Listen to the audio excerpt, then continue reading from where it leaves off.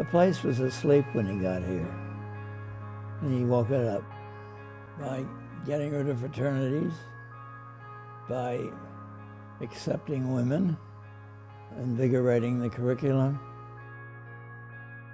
There seems to be a compulsion to believe that Jack came with a fully developed plan for Williams. He was too smart to do it that way.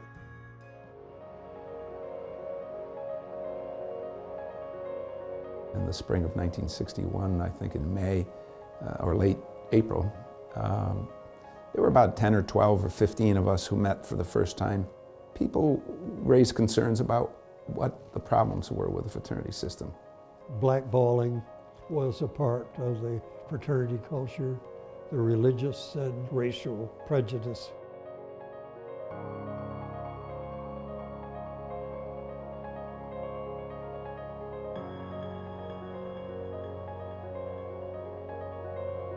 He'd been in office for all of 14 days. And in that 14-day period, he'd appointed the Angevine Committee.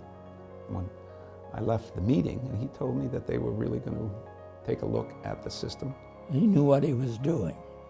When he set up the Angevine Committee, didn't exactly stack the committee, but put people on it who were ready to listen to what was wrong. The fraternity piece has a lot of heroes.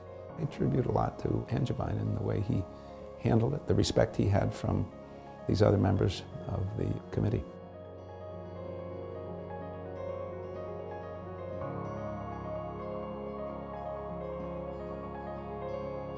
The consensus was that the college should assume full responsibility for housing and feeding all students.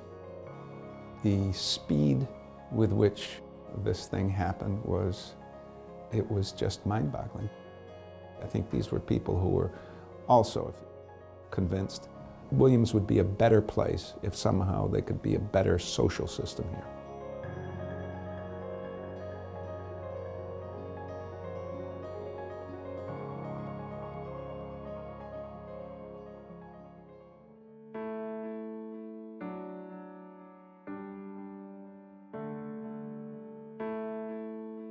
Once you abolish fraternities at Williams, you could do anything.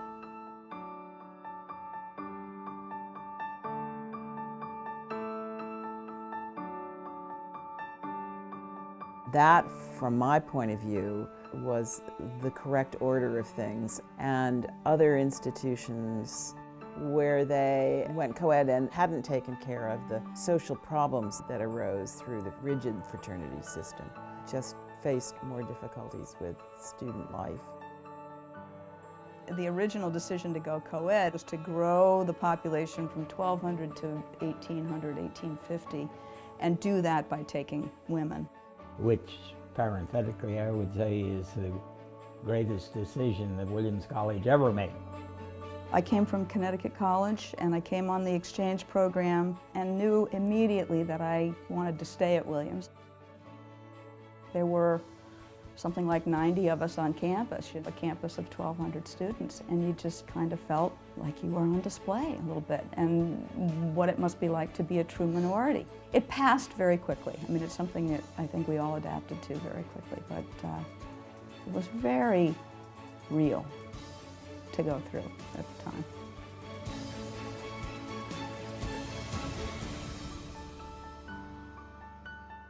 The other big change that was happening at the same time was the diversification of the student population. It had become a much more national institution. The ethnic diversity has been changing, and also the religious affiliations of students.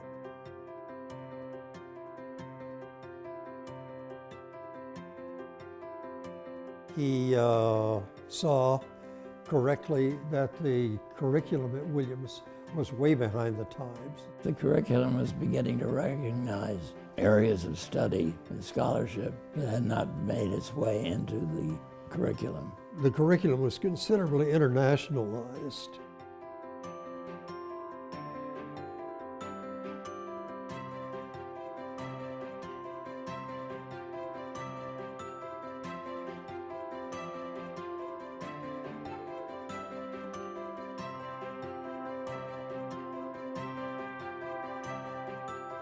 Williams got rid of its country club image and became a more serious undergraduate institution.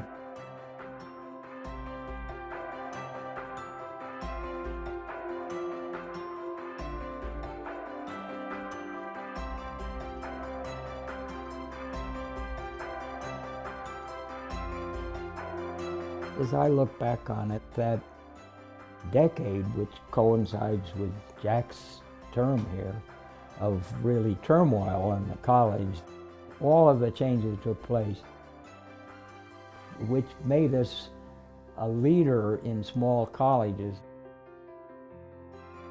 Williams is now called a selective college. It was learning how to become one. Everything was changing. That's the word that I would pick to describe that time.